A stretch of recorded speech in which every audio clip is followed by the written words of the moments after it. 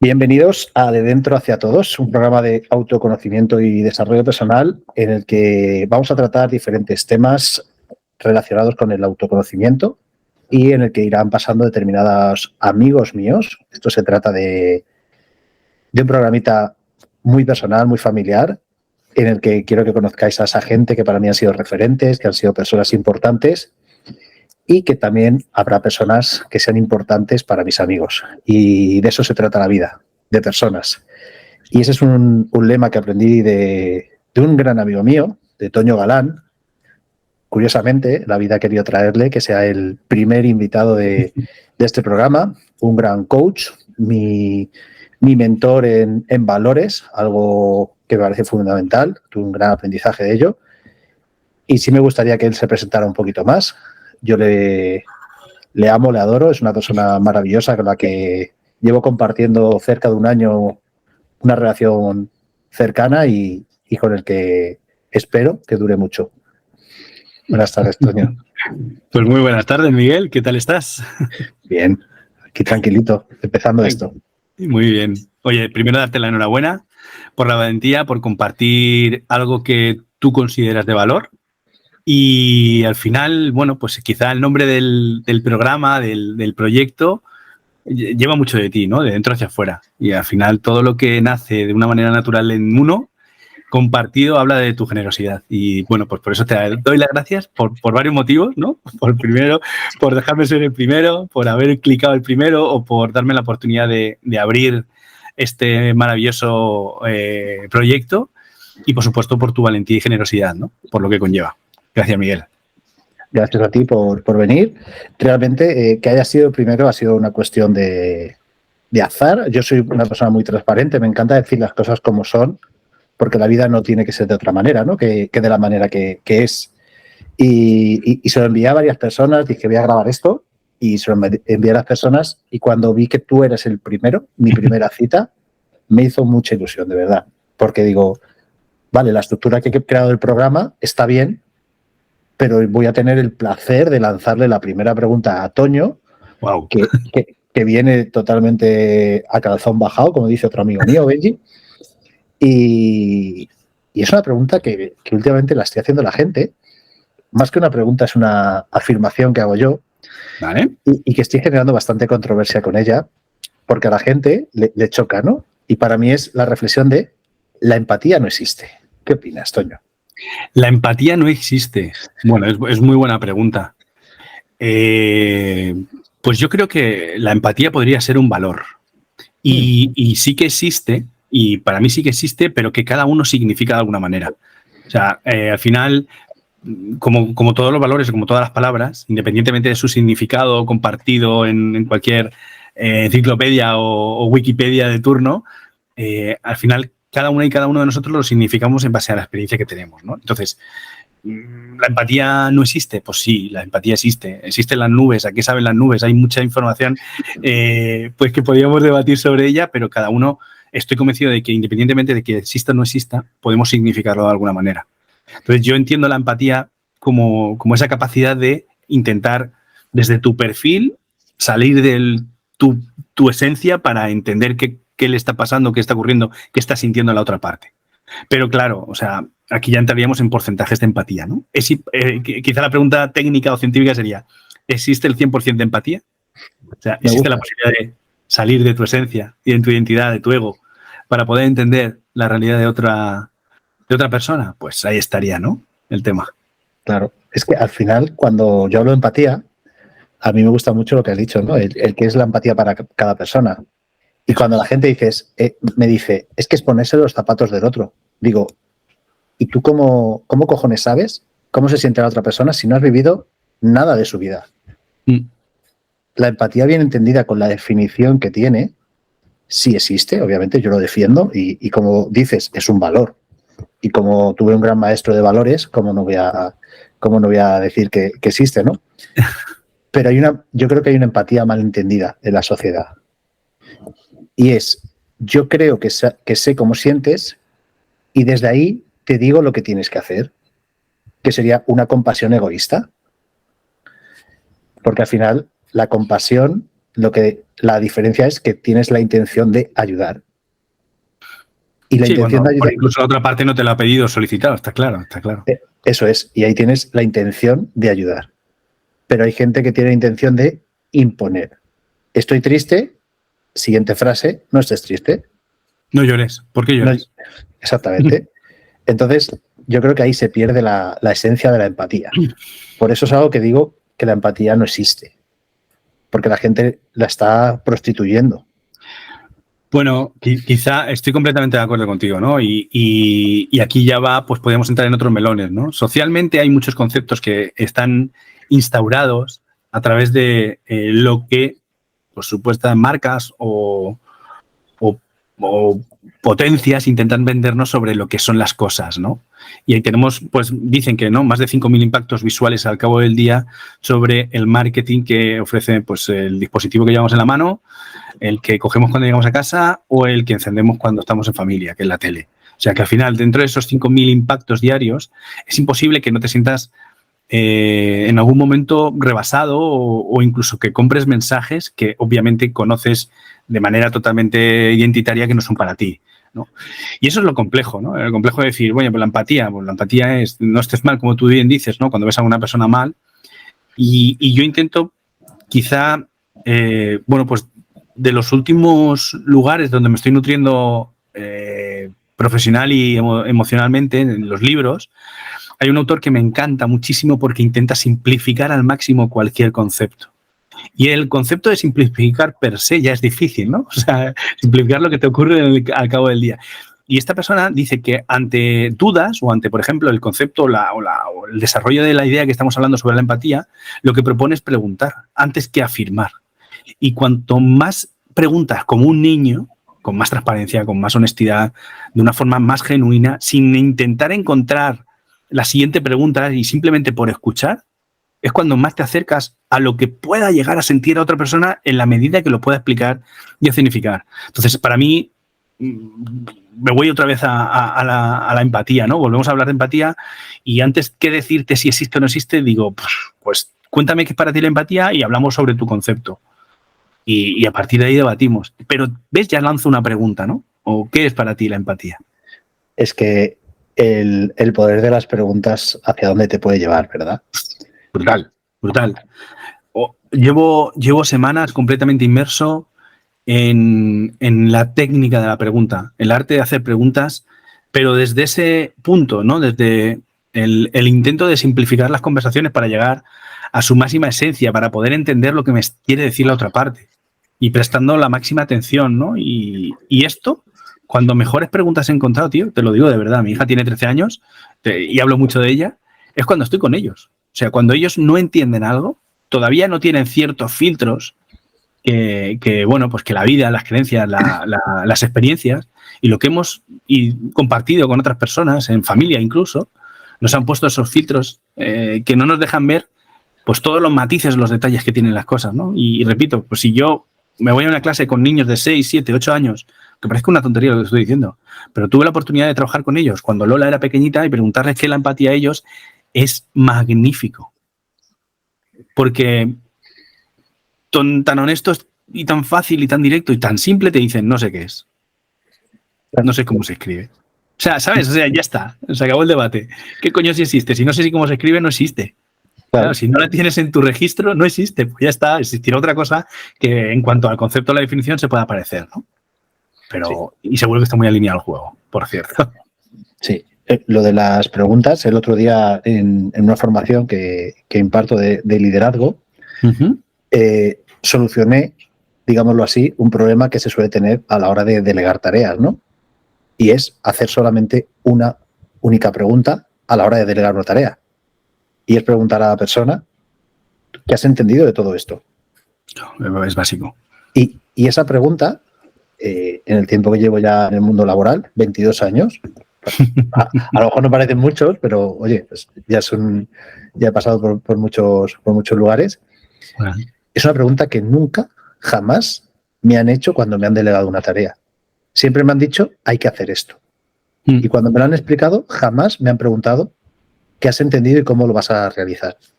Y creo que es un ejercicio hasta cierto punto de empatía, de, oye, ¿cómo has entendido todo esto y qué vas a hacer? Esto es pragmatismo del duro, tío. O sea, es tan sencillo como preguntar, ¿sabes? O sea, es que al final, mira, te cuento dos ideas que me vienen con respecto a lo que tú me dices. Lo primero es nombrar a Mónica Galán, gran amiga, mentora también en comunicación, con la que, aparte de aprender su método, pues comparto inquietudes y no te diría una relación familiar por el apellido, pero sí que decimos que somos primos. ¿Sabes esos primos que se eligen? Pues ahí estaría. Mónica dice que en cuanto a la comunicación, ella es experta en comunicación y oratoria, con su método Bravo, Bestseller, etcétera, ¿no? No quiero tampoco hablar de su currículum, pero sí darle la notoriedad para poder hablar de la generación de resultados que tiene. Es mentora en grandes multinacionales aquí en España y reconocida, seguidla si queréis, pero ella dice que en cuanto a la comunicación, lo importante, fíjate, dice, Toño, dice, no es el mensaje, ni siquiera el canal, pero ni menos el mensajero. Dice, lo importante siempre en tu comunicación es pensar en tu audiencia. Y esos rapport, esos feedback, esos puntos de conexión de me sigues hasta aquí, lo entiendes, ¿qué te parece? Es ir tomando el pulso a la conversación para entender que estáis hablando de lo mismo. Dice que el 95%, bueno, esto dice, y al final los que pintamos canas podemos entender que el dato científico habla de que el 95% de los conflictos en los sistemas, en las empresas, en las cohesiones de personas, vienen por la falta, ausencia o mala comunicación. Entonces, ella se dedica a algo que realmente es vital, que es la comunicación. Como mi profesor de psicología decía, ¿no? Dice, dedicaros a algo que tenga que ver con los recién nacidos o con las personas mayores en su última etapa de vida. Porque sabéis que eso siempre va a tener trabajo. Y pues Mónica es inteligente, aparte de una bellísima persona por dentro y por fuera, y habla de eso, ¿no? Realmente se dedica a algo que es un vehículo necesario para poder relacionarnos, como la comunicación. Totalmente. De hecho, la comunicación, o sea, me parece tan básico y lo que tú has dicho, esos gatillos que va dando de qué te parece, estoy leyendo un libro sobre persuasión que está descatalogado, que se llama Flipnosis, de Kevin Dutton, y aparte que lo había leído en otros libros como de Carnegie, el hecho de que a la gente le encanta que le pidas opinión. Coño. Y es tan fácil como pedir opinión para que la gente se sienta importante. Y con eso, lo que vamos a hacer es que la otra persona mejore mucho su escucha. Y a mí me gusta mucho diferenciar entre me escuchas o me oyes, porque oyes ruidos, me escuchas a mí. Y cuando mejoras mejoras esa parte de la comunicación, mucha gente puede asociar la comunicación solo a un canal, que es hablar. Y el más importante es escuchar al final. Sí, porque, bueno, quizá estas son las típicas frases de Facebook, ¿no? O de redes sociales, ¿no? Porque Facebook ya queda un poco carca. El hecho de escuchar para entender, no para responder, ¿no? Ese tipo de... Y parece una tontería, pero es que no lo es. Al final, si tú formulas una pregunta que creo que es de las mayores y mejores cosas que puedes hacer cuando estás comunicando, para entender, posicionar, vender, para cualquier cosa, preguntar es clave. Joder, luego párate y escucha, ¿no? No párate y responde, o sea, o intenta entender lo que están diciéndote, ¿no? Es básico. Sí, ahí siempre hay una incontinencia del ego a la hora de decir, ya tengo la pregunta perfecta que te voy a hacer, y te olvidas de escuchar. Tu ego se enfoca en, tengo la mejor pregunta que te van a hacer jamás en tu vida, te voy a bloquear, pero te estás perdiendo todo lo que te cuenta. Y a mí Totalmente. Y a mí de la comunicación me encanta ver lo que dice la gente, pero también lo que no dicen. Claro, la coherencia, ¿no? Y es muy bonito el entender esos gestos, esas miradas, cómo vibran, cómo se colocan, ¿no? Y cuando entiendes todo eso, ves quién es la persona en realidad. Yo cuando voy por los eventos, Toño, yo antes de enfrentarme a un grupo, yo los observo. Y sé a quién del grupo me tengo que dirigir. Y sé cómo está vibrando ese grupo.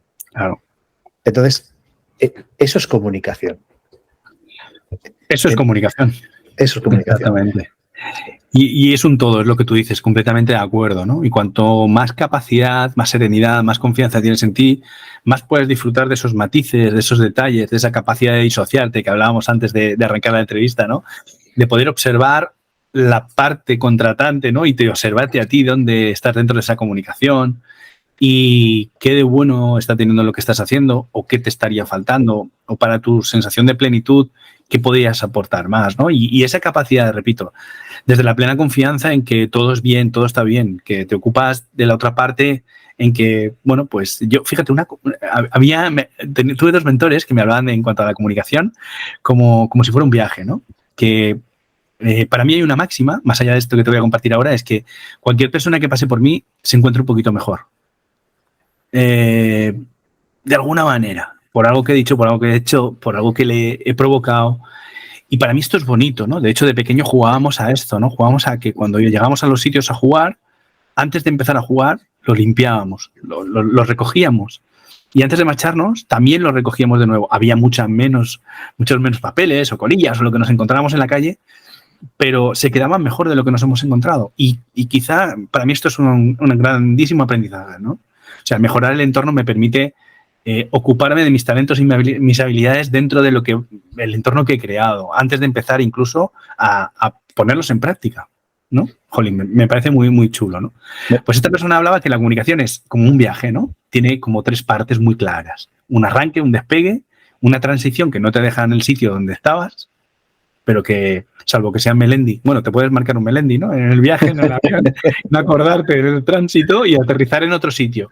Y los aterrizajes también suelen ser memorables, ¿no? Porque te dejan en el lugar de destino, imagínate unas vacaciones, ¿no? Ya empiezan las vacaciones, después de 2 grandes emociones, un despegue y un aterrizaje y una transición, ¿no?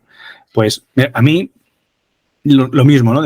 Lo tengo tan integrado que de manera muy natural intento que esa conversación, ese paso, esta horita que nos van o el tiempo que estemos compartiendo, ¿no? Pues ocurra eso, ¿no? Que Rubén Turienzo me lo decía, tío, Toño, hablo contigo. Dice, no sé si es bueno, me decía, cabrón. Uy, perdón. No sé si se puede decir esto. Bueno, se lo dije a él. Sí, pues te lo agradezco. Se lo decía, pero tío, cabrón, no me digas eso. Dice, he hablado con Toño, estoy mejor, pero no sé si ha sido por él, por lo que ha dicho. O sea, digo, le generaba dudas si era por el contenido o por Toño, ¿no? Digo, bueno, el caso es que está mejor, ¿no? Pues quedémonos con la parte positiva, ¿no? Y sí que es eso, ¿no? Fíjate, me he acordado, y ya con esto te lanzo la pelota otra vez de nuevo, de lo que te quería comentar un poquito antes con respecto al tema de delegar. Yo utilizo una pequeña herramienta que lo he utilizado durante los 20 y tantos años de supervisor de un canal de ventas. Al final les decía a mis equipos comerciales, a las personas, mejor dicho, que trabajan en los equipos comerciales, que para mí yo tenía un modo de venta que se lo proponía, si querían aprenderlo, para que ellos aprendiesen a obtener resultados como los que yo tenía. Que desde ese momento donde ellos ya se hicieran totalmente responsables de sus acciones, yo iba a dejar de hacer eso y dependían exclusivamente de ello. Si yo tenía que volver a vender, teníamos 2 problemas. Primero, que yo iba a dejar de hacer mi trabajo de supervisión y segundo, que yo iba a hacer su trabajo. Por lo tanto, tendríamos situaciones a resolver. Y el método para delegar era muy sencillo. Yo le decía, mira, yo lo hago y tú lo ves. ¿Vale? Luego, el segundo paso sería, los 2 lo hacemos. El tercer paso es, tú lo haces y yo lo veo. Y el cuarto paso es, tú lo haces y yo no estoy. Y lo que sí que buscábamos es tener la certeza de que cada vez que pasáramos de paso, el paso anterior estaba integrado. O sea, había total autonomía. Y había personas en las que en una semana se conseguía y otras que necesitábamos 2 meses. Obviamente, entrábamos dentro de un proceso de formación y hay un periodo de adaptación. O sea, te contratan por tu talento y por tu habilidad, pero tú el primer día en una empresa no sabes ni dónde están los folios, ni los bolis, ni leches. O sea, tienes que adaptarte al entorno, ¿vale? Llegas como, jolín, soy el amo del lugar porque he pasado más entrevistas que Gran Hermano, como en mi caso, para entrar en la multinacional, y luego llega el primer día y me dijeron, mesa por los polis. Y me quedé como un conejo cuando lo hacen las largas, ¿sabes? Diciendo, ¿perdona? Claro, no sabes dónde está nada y tienes que adaptarte. Y este fue un ejemplo muy sencillo. Me dijeron, vale, Toño, pues a partir de ahora va a empezar un tiempo de unos 3 meses donde lo que vamos a enseñarte, aparte de dónde están los bolis, es a esto, a esto, a esto, para que tú seas lo más autónomo posible. Y para mí eso es delegar. O sea, certificar, ¿no? Y luego ya la persona con su talento y habilidad pues aporta mejoras sobre el proceso y tiene la autonomía de saber lo que se espera de él o de ella y proponer mejoras, porque al final contratamos personas mejores que nosotros para que hagan el trabajo mejor. Por lo menos ese es mi criterio, uno de mis criterios. Totalmente. Eso lo hacía Bill Gates. Decía, yo nunca fui un 10, pero he ganado dinero para contratar a todos los 10 de mi promoción. Pues ya estaría. Y me parece lo más inteligente que se puede hacer. Al final yo siempre digo, y como me gusta mucho conectar personas, siempre digo, yo no tengo que saber de todo, pero sí me gusta tener el teléfono del que sabe. Yo solía decirlo, no hay que tener un barco, pero sí ser amigo del que lo tiene, ¿sabes? Totalmente. Eso decía también San Francisco. Enrique San Francisco lo decía también en El Hormiguero que... Bueno, que tenía muchos amigos. Sí. Con más cosas que barcos, sí, sí. Sí, quiero rescatar una cosa que has dicho de cuando eras pequeño, que cuando llegabas al sitio os gustaba limpiar la zona. Me parece, primero, un valor brutal y muchas veces no hacemos determinados gestos pensando que son mucho más pequeños y que no van a servir de nada, que son insignificantes. Imagínate que sois 3 niños y recogéis 4 colillas, ¿no? En proporción, si te criaste en Alicante, las 4 colillas, mirándolo con la proporción de Alicante, no supone nada. Pero es que ese pequeño granito siempre hay que seguir haciéndolo, por muy grande que sea el problema que haya a nuestro alrededor. Porque esto suma 1 y ese 1 lo vais sumando poco a poco en determinados momentos y al final llegaría un momento en el que todos los niños de Alicante, cuando llegaran a un sitio a jugar, siempre estaría limpio. Y esa masa crítica que se suele decir que tiene que haber es empezar a hacerla crecer. Y estos pequeños gestos, como puede ser este pequeño programa de radio de momento, que dices, bueno, es desarrollo personal, es poquito, pero llegará un momento en el que vayamos por el capítulo 333 y vuelvas a venir y lo firmamos, que vengas en el 333. Cuenta conmigo. Y esto ya se haya expandido y a lo mejor haya más de 1 millón de personas escuchando esto. Alcanzar a poquitos esa gran labor. Y eso que hacías de pequeño me parece un ejemplo tan bonito y tan significativo que la verdad que es brutal. Pues lo comparto. Mira, yo creo que algo que siempre me ha servido para vender es la verdad o mi verdad, ¿vale? O sea, el ser lo máximo transparente que he podido ser o he necesitado ser o he querido ser en cada momento, siempre me ha traído buenas noticias.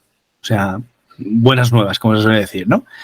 2 cosas. Por darle verdad también a ese momento de cuando era pequeño, esto lo hacíamos en los Scouts.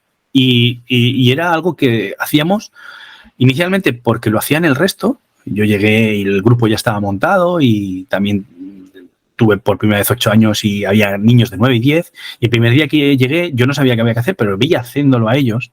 Y obviamente me integré dentro del equipo, del grupo, haciendo lo mismo que hacían ellos.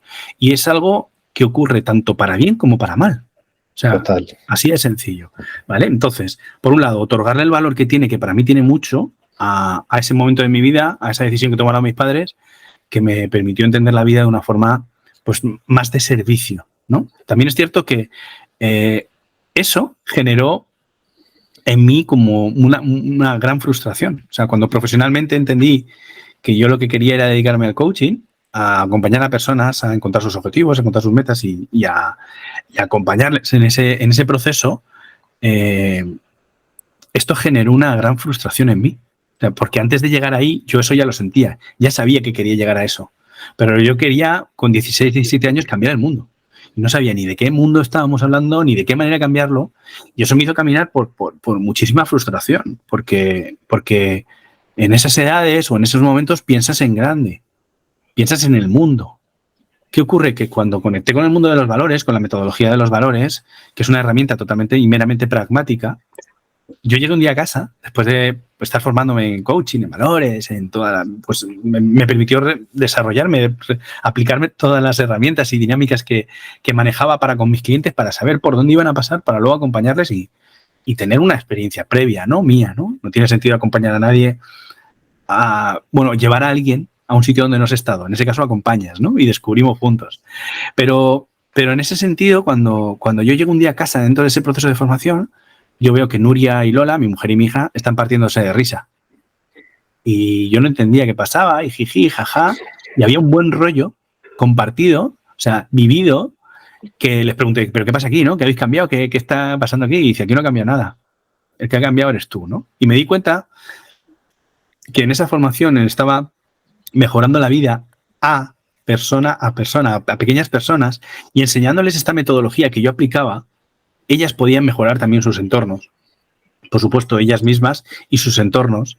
Me he dado cuenta que educadores, profesores, consultores, psicólogos, coaches, terapeutas, sus pequeños entornos mejoraban a través de la herramienta. Y de alguna manera enlacé ese sueño o esa idea de cambiar el mundo a través en mi caso ya lo redefiní a través de los valores, porque había encontrado el cómo impactar en los distintos mundos de cada una de las personas.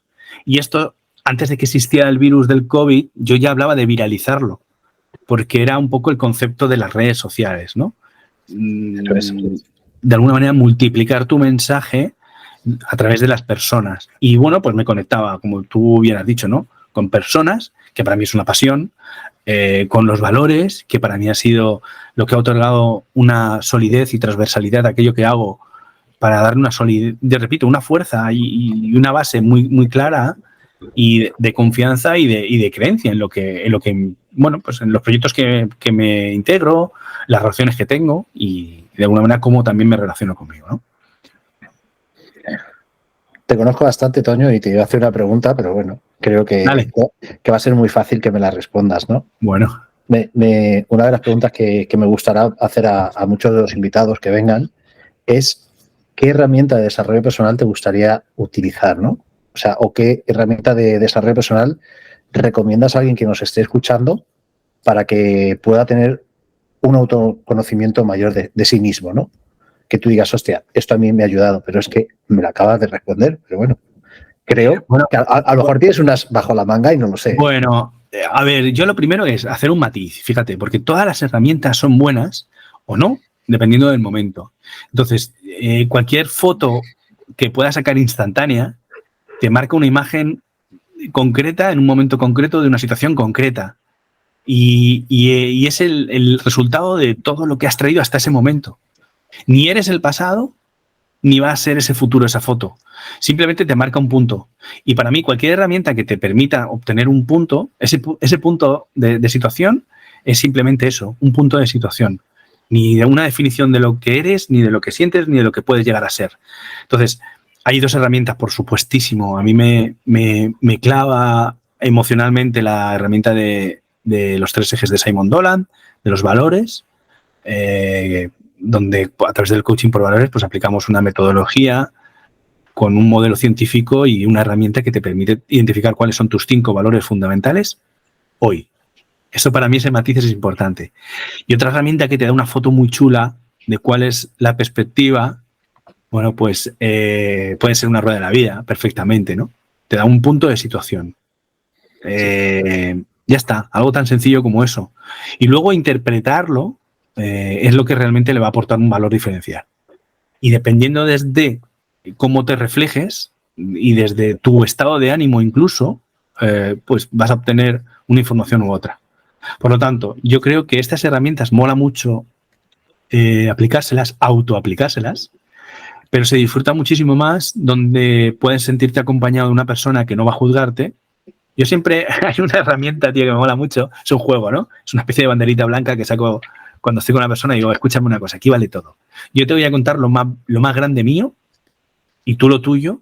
O sea, la responsabilidad de que se genere esa conexión y esa confidencialidad es por parte del profesional, pero lo que pasa en Las Vegas se tiene que quedar en Las Vegas. Entonces, desde ahí es donde realmente, si la otra persona entiende que no hay juicio, va a poder encontrar un espejo donde reflejar aquello que pasa. Y yo creo en el coaching, igual que creo en otras herramientas, y de hecho tengo un coach. O sea, yo trabajo mis distintos objetivos porque me permite despejarme, me permite aprender técnica, me permite soltar. O sea, yo como cualquier persona tengo mis miedos, tengo mis objetivos, tengo mis metas, tengo mis retos, tengo mis momentos donde necesito clarificar lo que soy, replantear o recalcular ruta o parar y arreglar el coche o el vehículo que lleve en ese momento. O sea, y el que diga que no, pues jolín, me parece perfecto que lo diga, ¿sabes? O sea, no entro a juzgarlo, pero yo sí que lo necesito. Entonces, para mí es coherente, si creo en algo, para mí, repito, siempre para mí, no quiero juzgar a nadie, pues tirar de las herramientas que tengo y que tienen otros para conmigo. Y de paso aprendo por el camino. Totalmente. Yo muy de acuerdo con estas dos herramientas, de hecho las practico. ¿Qué te voy a decir de los valores? Los identifiqué contigo, como dices, en un momento clave. Me ayudaron mucho a ver cuál era el enfoque que tenía que tomar y desde entonces he tomado buenas decisiones. Y la rueda de la vida es esa multiherramienta, ¿no? Porque la puedes aplicar a la vida, al liderazgo, relaciones, salud, a lo que quieras. Y hacerte esa instantánea de ti en este momento. Y para mí, ya que es el primer programa y ya no lo voy a decir más, para mí la herramienta más potente es autoobservación. El cómo me comporto y si soy realmente lo que digo o lo que creo que soy. Totalmente, pero bueno, o sea, para eso quizá hay que tener un momento por lo menos en mí, ¿vale? Te voy a hablar de mí que sí, que es una persona que conozco. Soy una persona que me conozco, ¿no? Y sé que cuando la vida va muy rápido a mi alrededor, esa sensación de que salen las cosas, de que va todo ágil, que va todo muy rápido, es cuando realmente más me cuestiono. Porque sé que no estoy poniendo toda mi esencia. Fíjate, yo tuve la oportunidad de definir qué era para mí la felicidad. Y la felicidad en una persona que exteriormente parece pues muy histriónica en algún momento, muy de saltar, muy de ruidos. Para mí la felicidad es estar en calma. Entonces, estar en calma significa estar en el presente, no tener ropa tendida y saber si va a llover o no va a llover, o ropa tendida y no haberla recogido. O sea, no estar en el pasado ni en el presente. O sea, ni en el futuro, estar en el presente. Y cuando va la vida muy rápida a mi alrededor, para mí son señales, ¿no? Son semaforitos que se van encendiendo. Significa que no estoy teniendo esa calma. Y la busco. La busco en la meditación, la busco ahora en la lectura, la busco en el ejercicio, por suerte. Por desgracia, la salud en algunas cosas no acompaña y hay veces que te tienes que enfocar y, bueno, pues me permite estar conectado conmigo mismo, ¿no? O sea, he sacado, la capacidad que tengo ahora de poder dedicar 2 horas del día a mí, a través de, bueno, pues compaginarlo con llevar a mi hija al cole, volver del colegio andando, paseando, y que quizás sean esos 10.000 pasos y compaginarlo con cosas que son compatibles, tipo pues seguir aprendiendo, seguir escuchando podcasts, mantener conversaciones mientras vas caminando, pensar, ¿no? Los parapatéticos ya lo decían, ¿no? Que escenas descendientes de creo que era de filósofo, no sé si era Aristóteles, que de alguna manera filosofaban caminando. No se paraban en el agua, sino que empezaban a caminar. Y quizás es como yo más conecto, ¿no? Al caminar se genera esos químicos del cuerpo-cerebro que te permiten, bueno, pues conectar con esas endorfinas, esa serotonina, ¿no? Sí. Que digo yo, para poder conectar al final se conectan cosas, ¿no? Islas, proyectos, personas, vida, se va conectando en esos paseos, ¿no? Y te permiten, pues, honrar lo que a día de hoy para mí es un valor importante, que es la salud. Totalmente. Ya sé que ese valor cogió importancia y a veces pensamos que es por algo malo y a lo mejor es por algo tan bueno como te permites darte tiempo para ti. Que cuando tú creías que tenías salud, te estabas olvidando de ti. La vida es inteligente, ¿no? Es Smart Life, como hablábamos antes, y quiero traer otro momento muy, muy bonito de mi vida, que fue durante la pandemia, en el confinamiento duro. Esos 3 meses no tienen precio que pueda pagar el valor que tuvieron, con todo el respeto para todo lo que se perdió, Miguel, y las vidas que se perdieron, pero para mí fue algo increíble. O sea, en el momento vital que estaba profesionalmente, antes de abandonar la multinacional, compartir 3 meses de vida con mi mujer y con mi hija ha sido el verdadero regalo que me llevo. O sea, lo tengo clarísimo. O sea, increíble. En ningún otro momento ni por otro motivo tan raro hubiéramos pasado 3 meses juntos. Tan juntos. Yo siempre diré que las cosas más bonitas que hay en mi vida es aburrirme junto a mi hija. Tú fíjate, qué bonito. Eso, la pandemia al final fue un momento de, digamos, de crisis de salud, y en los momentos de crisis hay 2 tipos de personas, ¿no? Los que lloran y los que venden pañuelos. En tu caso, tú lo viste por el lado de yo voy a ser un vendedor de pañuelos. Voy a ver la parte bonita y la parte positiva de que tuvo todo eso. Como dices, con todo el respeto del mundo a todas esas personas que ya no están entre nosotros de forma física. Eso es. Fíjate, hay como dos lecturas, ¿no? Inicialmente yo tenía la ilusión y la expectativa de que después de recibir un palo o un rejonazo, como se suele decir coloquialmente hablando, tan fuerte como fue la pandemia, que como sociedad tuviéramos una revisión de cuáles eran esos valores, ¿no?, que estábamos compartiendo.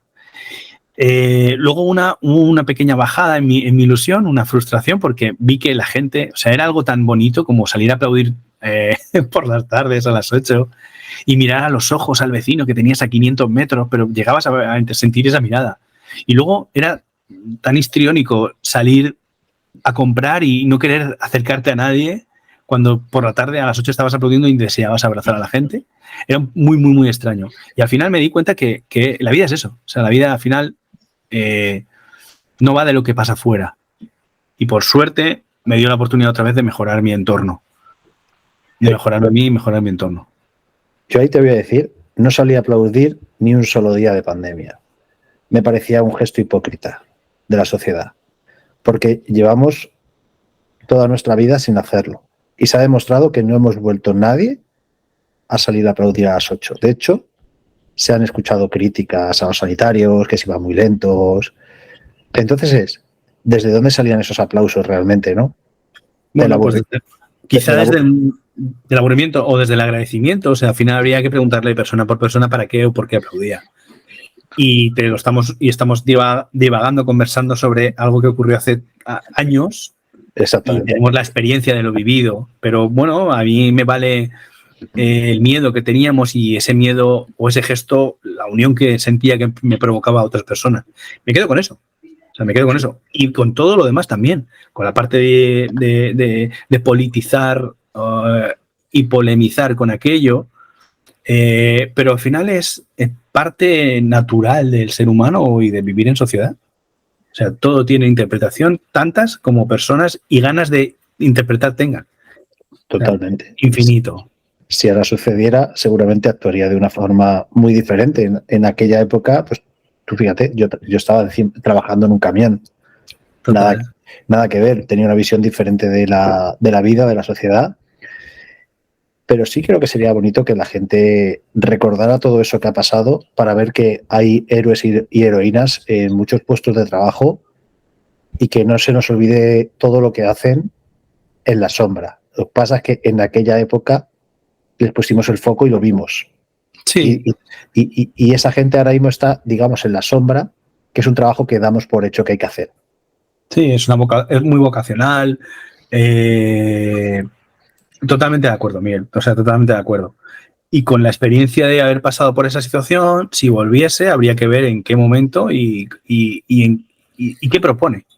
O sea, al final, estoy de acuerdo contigo, ¿no? Que el pasado nos sirve a modo de... Fíjate, tengo un amigo, Manolo, que es profesor catedrático de Historia en Cádiz, en la Universidad de Cádiz. Y desde la primera vez que escuché a Manolo, en mi vida me quedé prendado. Primero, por el tonito del ceceo de un gaditano. Segundo, porque a mí siempre la historia me ha apasionado. Y yo siempre he querido ser profesor de historia por los profesores de historia que he tenido. Y sabía que lo que yo sentía en esas clases, cuando me contaban historia, porque me contaban historias de lo que había ocurrido, podía hacerlo y quería hacerlo porque sabía que podía aportar esa divulgación del contenido de esa manera. Quizá un poco más teatralizada, ¿no? cómo es mi vida, ¿no? Me veo siempre encima de un escenario, como digo yo, ¿no? Cuando se enciende o se abría la puerta de las tiendas para empezar a vender, era como si se encendieran los focos y las cámaras y nuestro escenario se encendiese, ¿no? Se activase. Qué bueno. Pero realmente Manolo cuenta las cosas y habla de la historia como algo que ha sucedido y que nos tiene que servir para aprender en el presente. Y todo se repite. Todo se repite. Dice Toño, ya hay escritos donde en el antiguo Egipto los señores mayores se quejaban que los niños no paraban con los papiros. Y hacía el gesto como si estuviera con el WhatsApp, ¿sabes? O sea, y te lo cuenta así de una forma tan entretenida, tan actualizada, que te sirve a modo de aprendizaje. Mira, tuvimos un proyecto compartido, Manolo y yo, que hablábamos de valores con historia. Y sobre un valor hablábamos, pues hicimos casi 60 directos en redes sociales y sobre un valor, yo hablaba del valor, de lo que aportaba ese concepto del valor, de socialmente cómo estaba integrado y casos y ejemplos de cómo a lo mejor en sesiones con clientes podemos, bueno, pues trabajar ese tipo de valor. Y él aportaba un contenido histórico con personajes históricos, con hazañas, ¿no? Que habían traído, ¿no? Por ejemplo, hablábamos de la creatividad. Permíteme que te cuente esto, tío. Y hablaba de Julio César, ¿no?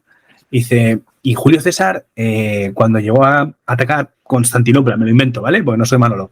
Y claro, los del lugar dijeron, hostia, vienen los ejércitos romanos, vienen en sus galeras, vienen en sus barcos y la van a liar, nos van a invadir. Y lo que hicieron fue montar un mercado justo en el puerto para que no atacaran ni mataran a civiles. Y lo que hizo Julio César fue adelantar la paga a todos los soldados para que se la gastaran en el mercado. Entonces, la gente cuando vio todo el dinero, automáticamente abrieron las puertas de la ciudad y no hubo ningún derramamiento de sangre. Pues a eso voy, ¿no? O sea, cómo la creatividad puesta en escena a través de la historia, traída al presente, te puede aportar ese pensamiento diferente, esas soluciones actuales para problemas pasados desde acciones pasadas, ¿no? Súper chulo, tío. O sea, yo disfruté y aprendí muchísimo, claro.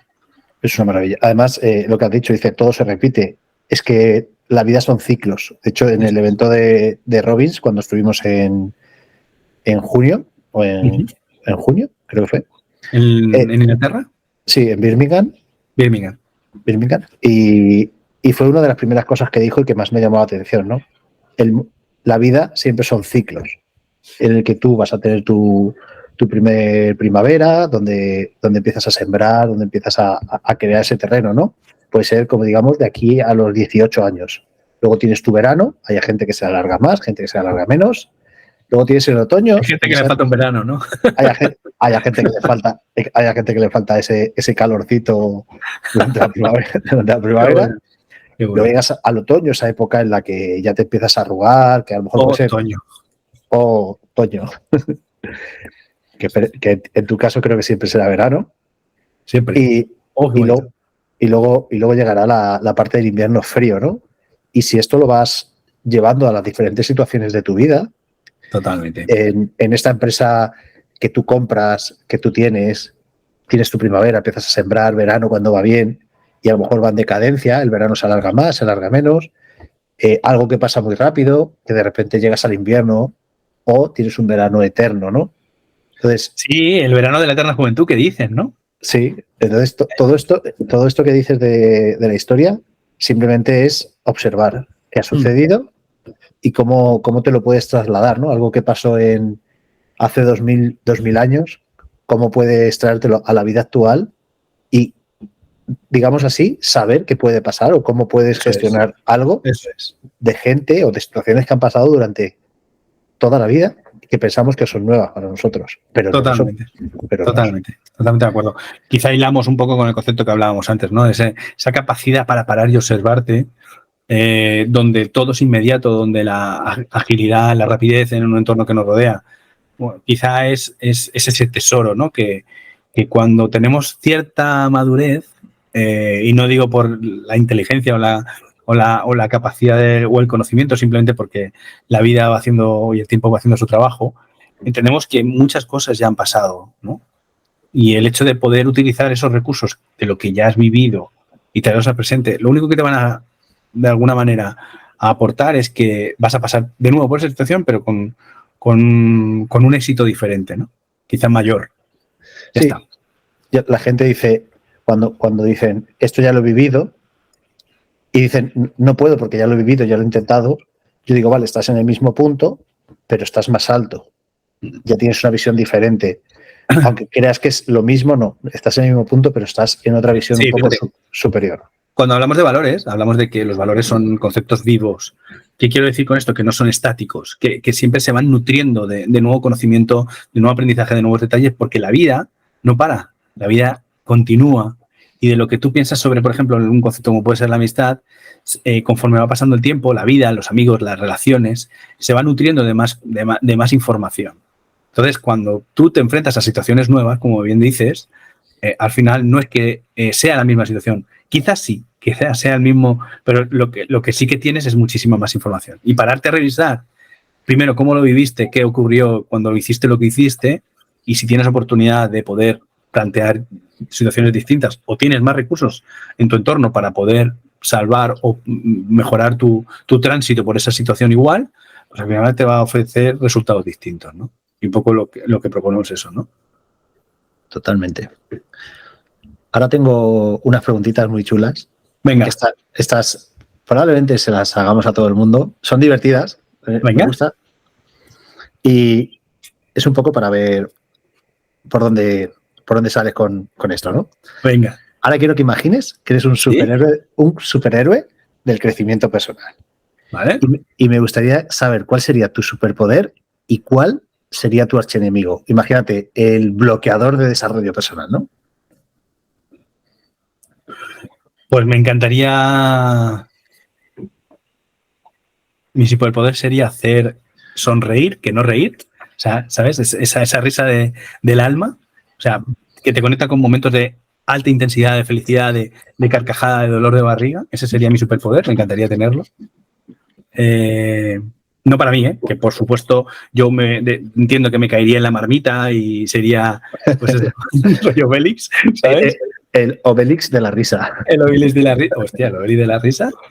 Y quizá mi archienemigo sería pues todo lo contrario, ¿no? Ese que también tiene el poder de convertirte en un ajopuerro cuando le sale de las narices. El ajopuerro, podría llamarse. El ajopuerro. Está el Obelix de la risa, de la sonrisa y el ajopuerro. Me parece muy chulo. ¿Ves? De esta pregunta puede salir cosas muy divertidas, ¿no? Ya te digo. Vale. Si cada persona tuviera un logro desbloqueado por cada logro en su vida, un check, ¿cuál sería el tuyo más épico hasta ahora? Yo creo que hubo un momento en mi vida personal donde la relación con mi mujer nos separamos. Wow. Y yo siempre tenía la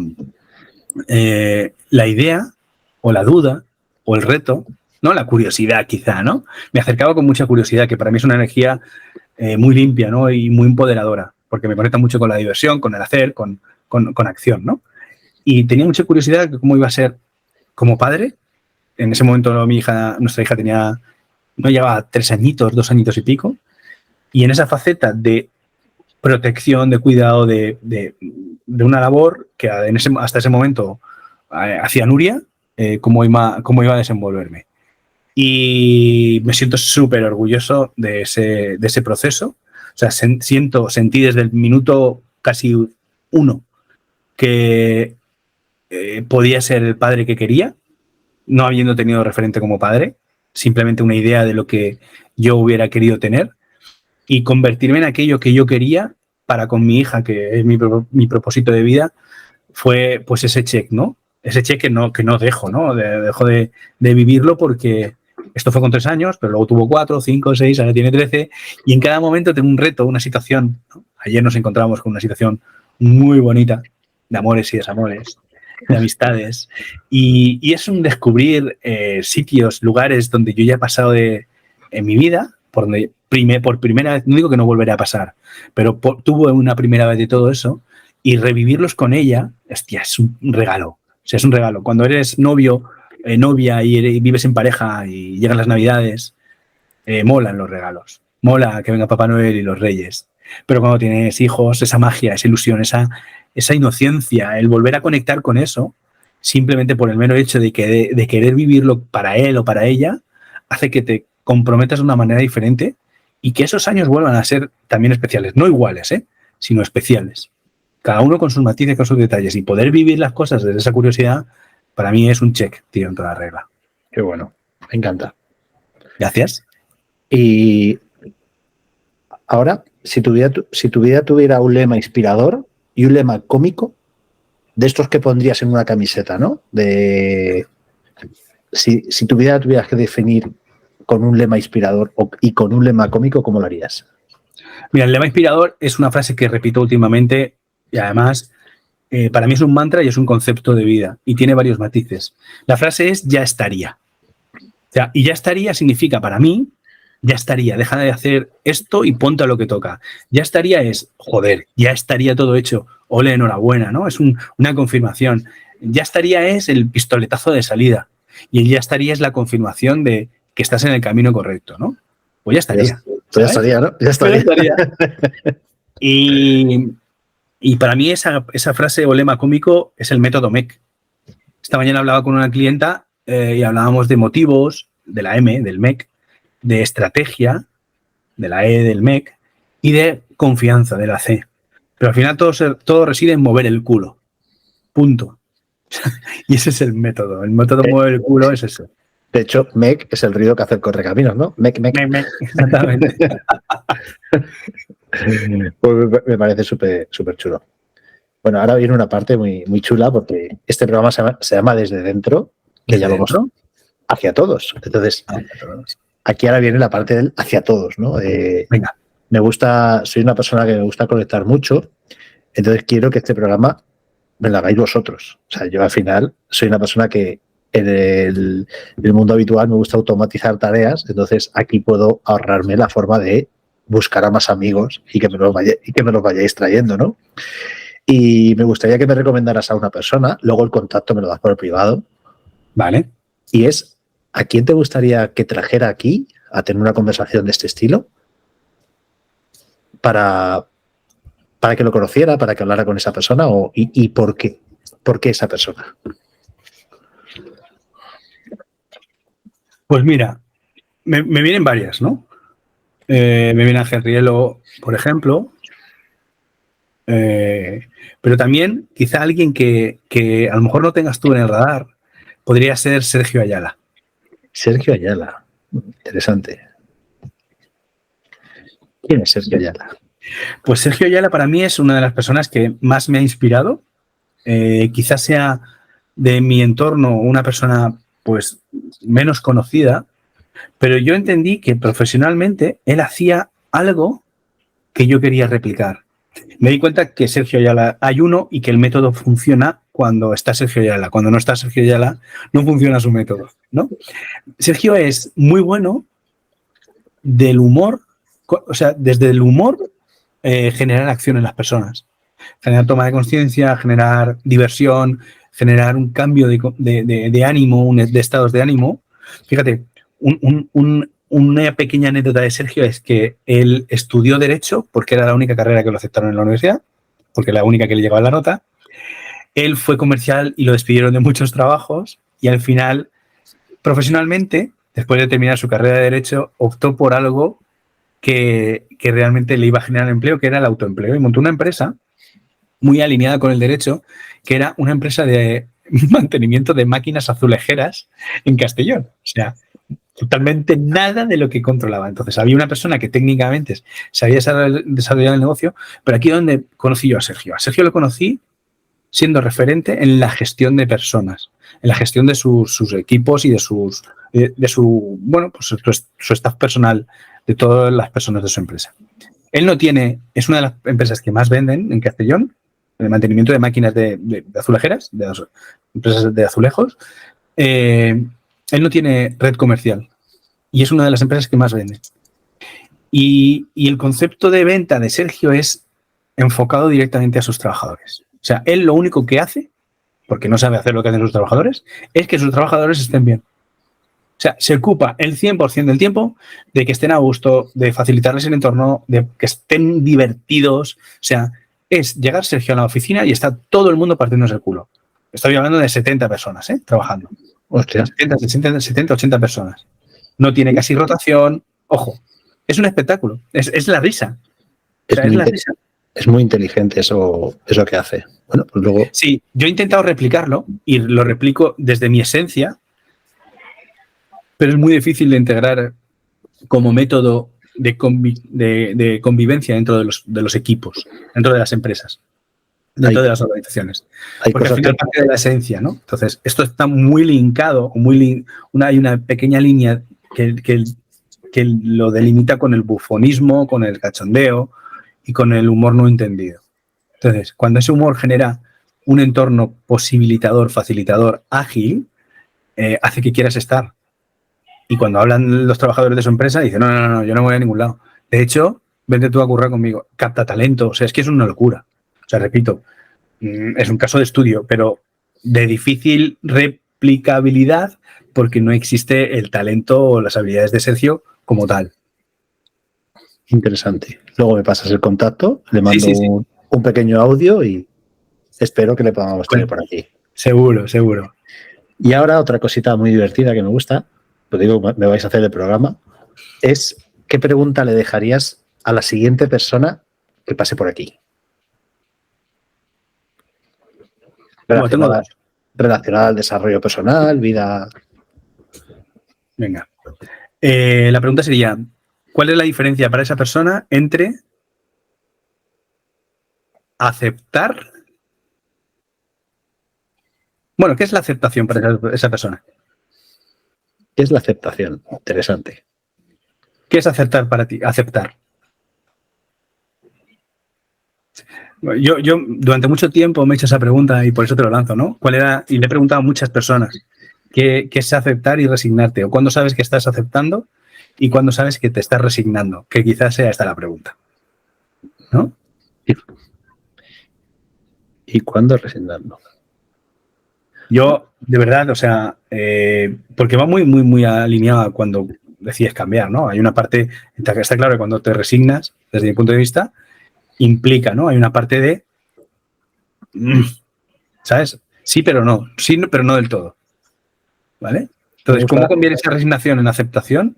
Para mí era importante, porque en ese momento de mi vida me estaba dedicando a hacer muchas cosas que no tocaban, o que no quería, pero sí que tocaban, mejor dicho. Entonces, ¿cómo cambiar esa resignación por aceptación? Para mí era importante, porque estaba en una energía que me bloqueaba. Era muy consciente, era muy desde el estómago, todo, era muy de riñón, ¿sabes? De empujar conscientemente en lugar de fluir.